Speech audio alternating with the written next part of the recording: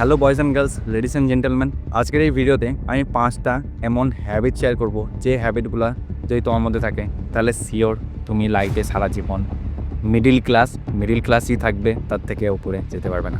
তো চলো এবার বেশি দেরি না করে ভিডিও শুরু করা যাক। এর মধ্যে ফার্স্ট পয়েন্ট হচ্ছে, তুমি নিজের প্যাশন না খুঁজে সবসময় পয়সার পেছনে ছুটে বেড়াও। দেখো, ধরো তুমি আজকে কোনো কোম্পানিতে কাজ করছো, সেখানে হয়তো তোমাকে 5-6 হাজার টাকা মাইনে দিচ্ছে। হয়তো 2 মাস পর আরেকটা কোথাও কাজের সন্ধান পেলে সেখানে হয়তো 6 হাজার টাকা মাইনে দেবে। তার কিছুদিন পর হয়তো আরেকটা কোথাও কাজের সন্ধান পেলে সেখানে হয়তো 7-8 হাজার টাকা মাইনে দেবে। তুমি যদি এরকমই করতে থাকো, সবসময় পয়সার পেছনে ছুটে বেড়াও না, তুমি লাইফের জীবনে কোনোদিন সেই লেভেলে উন্নতি করতে পারবে না। 3 ইডিয়টস মুভি তোমরা সবাই দেখেছো। সেখানে আমির খানের একটা ক্যারেক্টার আছে রানছোড় দাস, তার একটা ডায়লগ আছে, লাইফে কখনো পয়সার পেছনে ছুটে বেরিও না, সবসময় পারফেকশন চেস করো। পারফেকশন যদি চেস করো তাহলে সাকসেস ছ্যাকমারকে তোমার পেছনে আসবে। তো আমি এখানে একটা এক্সাম্পল দিচ্ছি। ফিজিক্সওয়ালা ইউটিউবারকে তোমরা হয়তো সবাই চেনো, আর যারা চেনো না তাদের ব্যাপারে একটু বলে দিই। ফিজিক্সওয়ালা হচ্ছে একজন ইউটিউবার যে নিজের ইউপিএসসি এক্সাম ক্র্যাক করতে পারে, কিন্তু তার মনে একটা প্যাশান ছিল যে আমি আমার ইউপিএসসি এক্সাম ক্র্যাক করতে পারিনি, আমার যে জার্নিতে আমি যে ভুলগুলো করেছি সেগুলো আমি আরও বাচ্চাদের শেখাবো, যাতে তারা সেই ভুলগুলো না করে তারা তাদের ইউপিএসসি এক্সাম ক্র্যাক করে লাইফে উন্নতি করতে পারে। আর সেখান থেকেই তার ছোট্ট চ্যানেল শুরু হয় ফিজিক্সওয়ালা, আর সেই ইউটিউব চ্যানেল থেকে আজকে সে কোটি কোটি টাকার বিজনেস রান করছে। আরও একটা উদাহরণ দিই, এক্ষেত্রে ইলন মাস্ককে তোমরা তো সবাই চেনো। ইলন মাস্কের যে কোম্পানি আছে স্পেস এক্স, তার মধ্যে একটা কিউরিসিটি ছিল। আগে কি হতো, যে রকেট একবার চাঁদে যেত বা স্পেসে যেত, সেই রকেট আর পৃথিবীতে ফিরে আসতো না। এবার তার মধ্যে একটা কিউরিসিটি ছিল যে এটা কেন হবে, যে রকেটে যাচ্ছে সেই রকেটেই ফিরে আসবে। জাস্ট এই কিউরিসিটি, এখান থেকেই তার স্পেস এক্স কোম্পানির জার্নি শুরু হয়। আজ এটা একটা খুব সাকসেসফুল কোম্পানি। তোমরা সবাই জানো ইলন মাস্ক হচ্ছে আজ ওয়ার্ল্ডের নাম্বার 1 দ্য রিচেস্ট পারসন। তারপরে তার আরেকটা প্রজেক্টও আছে স্টারলিংক, সেটারও একটা মোটিভ আছে। যে জায়গাতে ইন্টারনেট পৌঁছে না, এমন অনেক জায়গা আছে, যেমন কোনো আইল্যান্ড আছে, কোনো পাহাড়ি জায়গা আছে যেখানে 5G তো দূরে থাক, যেখানে 4G ওয়াইফাইয়ের কানেকশন কিচ্ছু নেই। সেখানকার মানুষ আজ অনেক পিছিয়ে আছে ইন্টারনেট থেকে। তো সেই সব জায়গাতে স্যাটেলাইটের থ্রু ইন্টারনেট সার্ভ করা, যাতে সেই মানুষগুলো ডেভেলপ করতে পারে তাদের অন্যতায়। এবার এইখান থেকেই তাদের যে স্টারলিংক আরেকটা প্রজেক্টের শুরু হয়েছে, যেটা এখন মোটামুটি চলছে, অনেক দেশে চালু হয়ে গেছে। তো মোদ্দা কথা হচ্ছে, তোমার মধ্যে একটা প্যাশন থাকতে হবে। শুধু পয়সার জন্য কাজ করছো সেটা হবে না। দেখো, পয়সাটা জাস্ট একটা জার্নির মাইলস্টোন। ধরো তুমি হাওড়া থেকে ব্যাঙ্গালোর যাচ্ছ, সেই হাওড়া থেকে ব্যাঙ্গালোর হচ্ছে তোমার জার্নি, তোমার ডেস্টিনেশন। কিন্তু সে ব্যাঙ্গালোর যাওয়ার পথে রাস্তায় যে মাইলস্টোনগুলো আসবে, যে ছোটো ছোটো মাইলস্টোন লেখা থাকে না, এখান থেকে এত দূর, এত কিমি, এত কিমি, পয়সাটা হচ্ছে সেই তোমার জার্নির মাইলস্টোন। সেটা কখনো তোমার মেন গোল না। তোমার মেন গোল হচ্ছে ব্যাঙ্গালোর। তাই তোমার মধ্যে কোনো একটা প্যাশন থাকতে হবে, কোনো জিনিস নিয়ে জেদ থাকতে হবে। যে যেমন আমি যদি আমার কথা বলি, যেমন আমি আমার ভিডিও থ্রু চাইছি লোকের যাতে হেল্প হোক। যারা এই ভিডিওগুলো দেখছে তারা লাইফে যেন সাকসেসফুল হয়, বড় কিছু করতে পারে। যারা স্টাক হয়ে গেছে, যারা বুঝতে পারছে না যে লাইফে কী করা উচিত, কী না করা উচিত, কীভাবে এগোবো, জাস্ট একটা রাস্তা পাচ্ছে না, আমার ভিডিওর থ্রু আমি চাই তাদেরকে একটা রাস্তা দেখার। আর বাকি টাকা পয়সা ফেম এই জিনিসগুলো যা যা আসবে, এগুলো জাস্ট আমরা সাইড প্রোডাক্ট। কিন্তু আমার মেন এইম হচ্ছে সেটা। তোমাকে লাইফের একটা পারপাস খুঁজতে হবে, তারপরে সেই পারপাসের পেছনে সেই পারপাসটাকে কমপ্লিট করার জন্য কাজ করে যেতে হবে। সবসময় পয়সা দেখতে গেলে হবে না। পয়সার পেছনে পড়ে থাকলে জীবনে লাইফে সেই লেভেলে উন্নতি হবে না। আর সেকেন্ড পয়েন্ট হচ্ছে, নিজের কমিউনিকেশন স্কিলের ওপর কাজ না করা। এবার তোমাদের মধ্যে অনেকেই বলবে, হ্যাঁ কমিউনিকেশন স্কিল, এটা আবার শেখার কি আছে, আমি কমিউনিকেশন স্কিল জানি। নর্মাল কথা বলা আর কমিউনিকেশন, এটার মধ্যে অনেক পার্থক্য হচ্ছে। কমিউনিকেশনটা হচ্ছে একটা স্কিল যেটা তোমাকে শিখতে হবে। ধরো তুমি একটা ইন্স্যুরেন্স কোম্পানিতে কাজ করছো, এবার তুমি একটা পার্টি দেখলে যার মধ্যে পোটেনশিয়াল আছে সেই তোমার যে ইন্স্যুরেন্স, সেই ইন্স্যুরেন্সটা করার। এবার তুমি হয়তো তার কাছে গেলে, কথাবার্তা বললে, তুমি কিন্তু সেই ডিলটা ক্র্যাক করতে পারবে না। সেই জায়গায় তোমারই কোনো কলিগ গিয়ে পটাম করে গেল, 5 মিনিটের মধ্যে ডিল ক্র্যাক করে চলে গেল। এক্ষেত্রে তুমি কি বলবে? এটা জাস্ট লাক ছিল? আর এটা কখনোই লাক না। এটা সে ওর নিজের কমিউনিকেশন স্কিলের মাধ্যমে অ্যাচিভ করেছে। আর এই জিনিসটা সব ক্ষেত্রে কাজে লাগে। তুমি সেলস বলো, কোনো ইন্স্যুরেন্স কোম্পানি বলো, তুমি বিজনেস করতে চাও, বিজনেসে, এছাড়াও নিজের পার্সোনাল লাইফ, প্রফেশনাল লাইফ, সেই ক্ষেত্রেও কমিউনিকেশন স্কিল খুবই ম্যাটার করে। তাই তুমি যদি সারা জীবন গরিব বা মিডল ক্লাস লাইফই লিড করতে চাও, তাহলে কমিউনিকেশন স্কিলের উপর কাজ করো না। আর তার বদলে যদি তুমি লাইফে একটা নেক্সট লেভেলে পৌঁছাতে চাও, যে কাজ করছো সে কাজে যদি নেক্সট লেভেল অবধি পৌঁছাতে চাও, তাহলে তোমাকে তোমার কমিউনিকেশন স্কিলের ওপর কাজ করতে হবে। বা টোটালটা তোমার হাতে, যে তুমি কাজ করবে কি করবে না। থার্ড পয়েন্ট হচ্ছে, বি এ ইগোয়েস্টিক পারসন। নিজের ইগোকে সবসময় বজায় রাখে। যারা আনসাকসেসফুল হয় লাইফে, বড় কিছু করতে পারে না, তাদের মধ্যে দেখবে এই যে ইগো জিনিসটা খুব বেশি থাকে। সেই জায়গায় যারা সাকসেসফুল হয় তাদের মধ্যে অতটা ইগো থাকে না। তারা যেখান থেকে পায় তারা সেখান থেকে শেখে।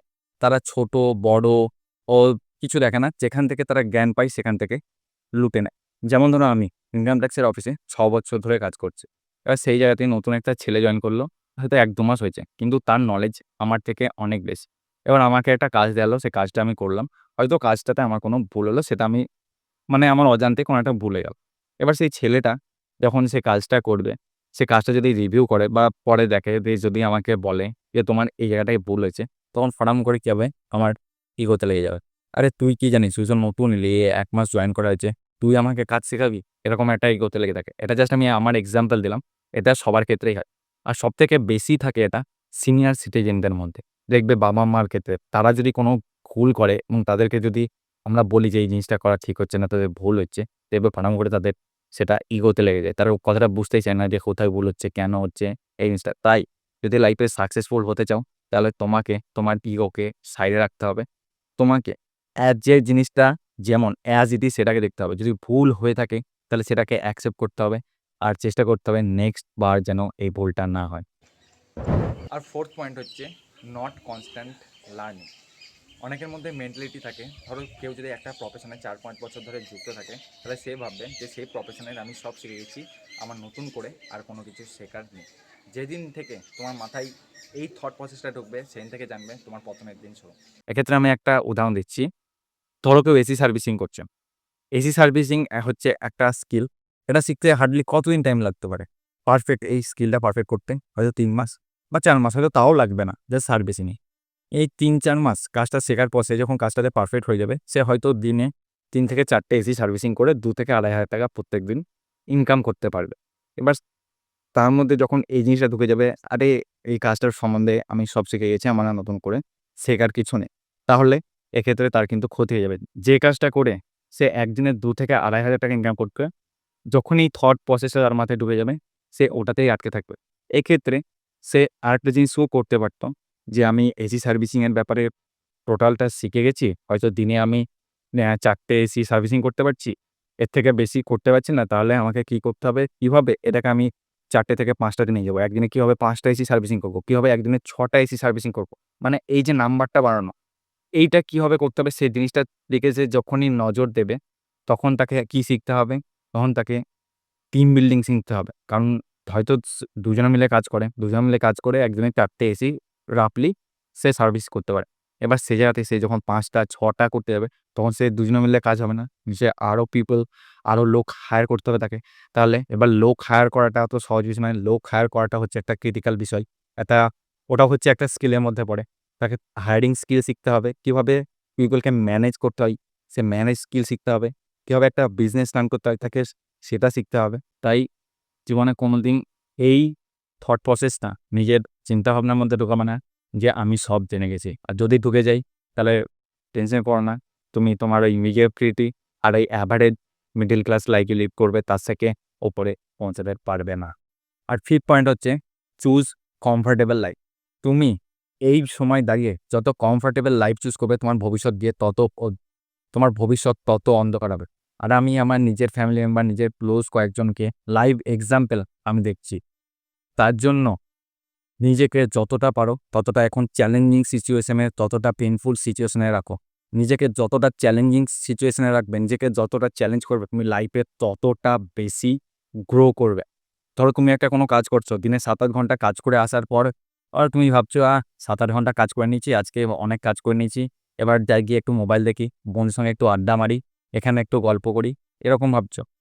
কিন্তু যদি এরকমই করতে থাকো, আমি বললাম তো তুমি সেই মিডিওক্রিটি, এভারেজ, মিডল ক্লাস এর মধ্যেই ফেঁসে থেকে যাবে। যেমন যদি এখানে আমি আমার এক্সাম্পল দিই, আমি ৮ ঘন্টা অফিসে কাজ করি। আমি আগেই বললাম যেমন আমি ইনকাম ট্যাক্স অফিসে কাজ করি। সেখানে আমার দিনে ৮ ঘন্টা দিতে হয়। ৮ ঘন্টা সেখানে দেয়ার পরে আমি বাড়ি এসে আবার ইউটিউবের পেছনে ইউটিউবের আইডিয়া জেনারেশন করি, স্ক্রিপ্টিং করি, থাম্বনেল বানাই, ভিডিও শুট করি, এডিট করি। কন্টিনিউ এটা আমার ডেইলি থাকে। ডেইলি আমি ১০ থেকে ১১ ঘন্টা কাজ করেই যাচ্ছি।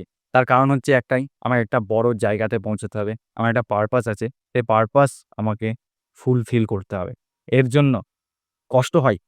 ভাই ৮ ঘন্টা কাজ করে আসার পর ইচ্ছা করে না যে আবার তার ফোন নিয়ে বসরে, তার ভিডিও এডিট করে, তার থাম্বনেল বানানো ভালো লাগে না। কিন্তু কনসিস্টেন্সি ভালো না লাগলে হয়তো কোনো দিন হয়তো 2 ঘন্টার জায়গায় সেটা আমি হয়তো 1 ঘন্টা করলাম, 1.5 ঘন্টা, কিন্তু আমি করি, আমি একদমই টোটালি ছেড়ে দিই না। তার জন্যই বলছি, তুমি যদি একটা কাজ করো, কোথাও ধরো কাজ করছো, সেখানে হয়তো 7 ঘন্টা, 8 ঘন্টা, 9 ঘন্টা যা কাজ করছো সেটা ঠিক আছে, সেটা হচ্ছে, কিন্তু তার বাইরেও অন্য কিছু করার চেষ্টা করো। নতুন কোনো একটা বিজনেস করতে পারো, নতুন কোনো স্কিল শিখতে পারো, এনিথিং যেটা তোমাকে আরও ভবিষ্যতে গিয়ে আরও হায়ার পটেনশিয়াল ইনকামে গিয়ে দাঁড় করাবে, সেটা করো। তো গাইস, এই ছিল আজকের ভিডিও। যদি ভালো লেগে থাকে ভিডিওটাকে লাইক করো, আর চ্যানেল নতুন হলে চ্যানেলে সাবস্ক্রাইব করে বেল আইকনটা অলে প্রেস করে তো এইরকমই আসাম ভিডিও আসতে থাকবে।